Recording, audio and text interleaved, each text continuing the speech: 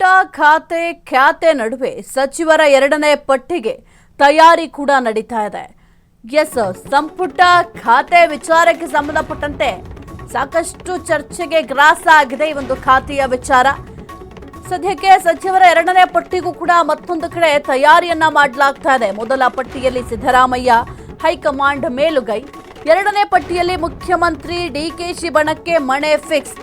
ಈ ಬಾರಿಯೂ ಸಿದ್ದರಾಮಯ್ಯ ತಂಡದ್ದೇ ಮೇಲುಗೈಯ. ಮಂತ್ರಿಗಿರಿ ಗಿಟ್ಟಿಸಿಕೊಳ್ಳಲು ಶುರುವಾಗಿದೆ ಭಾರೀ ಲಾಬಿ. ಜಮೀರ್ ವಿಚಾರದಲ್ಲಿ ಹೈಕಮಾಂಡ್ ತೀರ್ಮಾನವೇ ಫೈನಲ್. ಜಮೀರ್ ಸಂಪುಟ ಸೇರ್ಪಡೆಗೆ ಒತ್ತಡ ಕೂಡ ಒಂದು ಕಡೆ ಹೆಚ್ಚಾಗಿದೆ. 20 ಸಚಿವ ಸ್ಥಾನಕ್ಕೆ 40ಕ್ಕೂ ಹೆಚ್ಚು ಶಾಸಕರು ಲಾಬಿ ಶುರು ಮಾಡಿದ್ದಾರೆ.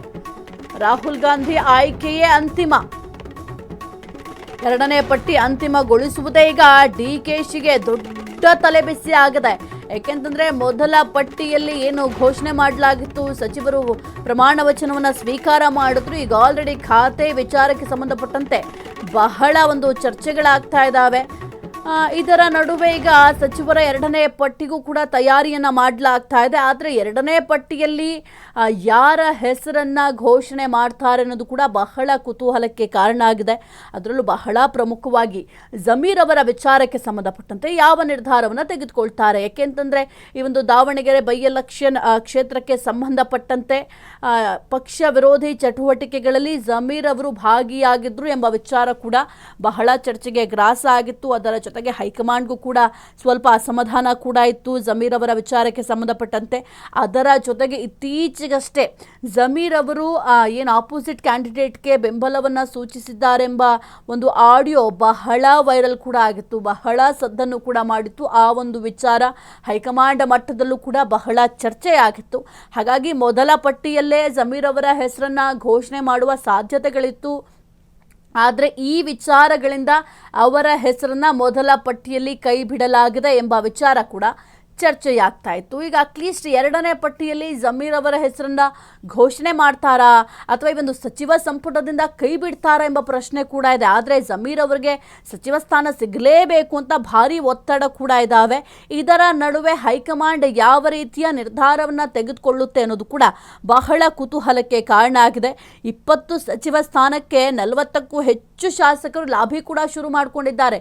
ನಮಗೆ ಟಿಕೆಟ್ ಬೇಕು ಅನ್ನುವ ಒಂದು ವಿಚಾರ ಸಂಬಂಧಪಟ್ಟಂತೆ ಸದ್ಯಕ್ಕೆ ನಮಗೆ ಸ್ಥಾನಮಾನವನ್ನ ಕಲ್ಪಿಸಿಕೊಡಿ ಅಂತ ಬಹಳ ಒಂದು ಲಾಭಿಯನ್ನು ಕೂಡ ಮಾಡ್ತಾ ಇದ್ದಾರೆ. ಇದರ ನಡುವೆಯೂ ಕೂಡ ಈಗ ದೊಡ್ಡ ಸವಾಲು ಏನು ಅಂತಂದ್ರೆ ಘಟಾನುಘಟಿ ನಾಯಕರಿಗೆ ಸ್ಥಾನಮಾನವನ್ನ ಕಲ್ಪಿಸಿಕೊಡ್ಬೇಕಾಗಿದೆ. ಒಂದು ಕಡೆ ಮೊದಲ ಪಟ್ಟಿಯಲ್ಲಿ ಏನಿತ್ತು ಅಂತಂದ್ರೆ ಸಿದ್ದರಾಮಯ್ಯ ಅವರ ಬಣದಲ್ಲಿ ಗುರುತಿಸಿಕೊಂಡಿದ್ದಂತಹ ನಾಯಕರಿಗೆ ಮಣೆ ಹಾಕಲಾಯಿತು. ಆದ್ರೆ ಈಗ ಎರಡನೇ ಪಟ್ಟಿ ರಿಲೀಸ್ ಆದಂತಹ ಸಂದರ್ಭದಲ್ಲಿ ಇಲ್ಲೂ ಕೂಡ ಸಿದ್ದರಾಮಯ್ಯ ಅವರ ಬಣದವರೇ ಮೇಲುಗೈ ಸಾಧಿಸ್ತಾರಾ ಅಥವಾ ಡಿಕೆ ಶಿವಕುಮಾರ್ ಅವರ ಬಣದವರಿಗೆ ಇಲ್ಲಿ ಆಪರ್ಚುನಿಟಿ ಸಿಗತ್ತಾ ಅನ್ನೋದು ಸದ್ಯಕ್ಕಿರುವಂತಹ ಪ್ರಶ್ನೆ. ಏನೇ ಆದರೂ ಕೂಡ ಈಗ ಡಿಕೆ ಶಿವಕುಮಾರ್ ಅವರನ್ನ ಹೋಗಿ ಪ್ರಶ್ನೆ ಮಾಡಿದ್ರು ಕೂಡ ಅವ್ರು ಹೇಳೋದು ಹೈಕಮಾಂಡ್ ಯಾರ ಹೆಸರನ್ನ ತಿಳಿಸ್ಬೇಕು, ಯಾರಿಗೆ ಸಚಿವ ಸ್ಥಾನವನ್ನ ಕೊಡಬೇಕು ಎಂಬ ವಿಚಾರಕ್ಕೆ ಹೈಕಮಾಂಡ್ ಡಿಸಿಷನ್ನೇ ಫೈನಲ್ ಎಂಬ ಮಾತನ್ನ ಹೇಳ್ತಾರೆ.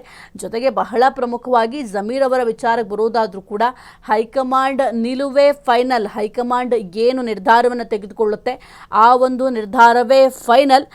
ಸದ್ಯಕ್ಕೆ ಎರಡನೇ ಪಟ್ಟಿ ಅಂತಿಮಗೊಳಿಸೋದೇ ಡಿಕೆಶಿಗೆ ದೊಡ್ಡ ತಲೆನೋವು. ಸಿಎಂಗೆ ಮಾಸಾಂತ್ಯಕ್ಕೆ ಸಂಪುಟ ವಿಸ್ತರಣೆ ಬಿಸಿ. 20 ಸಚಿವ ಸ್ಥಾನಗಳಿಗೆ ಹಿರಿಯ ಶಾಸಕರು ಲಾಬಿ. ಧಾರ್ಮಿಕ ಮುಖಂಡರ ಮೂಲಕವೂ ಸಂಪುಟ ಸೇರ್ಪಡೆಗೆ ಲಾಬಿ. ದಿಲ್ಲಿಗೆ ಹೋಗಿ ಹೈಕಮಾಂಡ್ ಮೇಲೆ ಒತ್ತಡಕ್ಕೂ ಯೋಜನೆ. ರಾಜ್ಯಸಭೆ ಪರಿಷತ್ ಚುನಾವಣೆ ನಂತರ ಮತ್ತಷ್ಟು ಒತ್ತಡ. 3 ಹಂತಗಳಲ್ಲಿ ಸಚಿವ ಸಂಪುಟ ಭರ್ತಿ ಆಗತ್ತಾ? ಮಾಜಿ ಸಚಿವರಿಂದಲೂ ಸಂಪುಟ ಸೇರಲು ಲಾಬಿ ಜೋರಾಗಿದೆ. ಸದ್ಯಕ್ಕೆ ಸಿಎಂ ಡಿಕೆ ಶಿವಕುಮಾರ್ ಅವರಿಗೆ ಸಂಪುಟ ವಿಸ್ತರಣೆಯೇ ದೊಡ್ಡ ತಲೆಬಿಸಿಯಾಗಿದೆ. 20 ಸಚಿವ ಸ್ಥಾನಗಳಿಗೆ ಕಿರಿಯ ಶಾಸಕರು ಲಾಬಿ ಮಾಡ್ತಾ ಇದ್ದಾರೆ. ಧಾರ್ಮಿಕ ಮುಖಂಡರ ಮೂಲಕವೂ ಕೂಡ ಸಂಪುಟವನ್ನ ಸೇರ್ಪಡೆ ಆಗಲಿಕ್ಕೆ ಬಹುದೊಡ್ಡ ಲಾಭಿಯನ್ನು ಕೂಡ ನಡೆಸ್ತಾ ಇದ್ದಾರೆ. ಜೊತೆಗೆ ಇನ್ನು ಕೆಲವೊಂದಿಷ್ಟು ನಾಯಕರು ದಿಲ್ಲಿಗೆ ಹೋಗಿ ಹೈಕಮಾಂಡ್ ಮೇಲೆ ಒತ್ತಡ ಹೇರಲಿಕ್ಕೂ ಕೂಡ ಪ್ಲಾನ್ ಅನ್ನ ಮಾಡ್ತಾ ಇದ್ದಾರೆ. ಇನ್ನು ರಾಜ್ಯಸಭೆ ಪರಿಷತ್ ಚುನಾವಣೆಯ ನಂತರ ಮತ್ತಷ್ಟು ಒತ್ತಡ ಹೆಚ್ಚಾಗುವ ಸಾಧ್ಯತೆ ಕೂಡ ಇದೆ.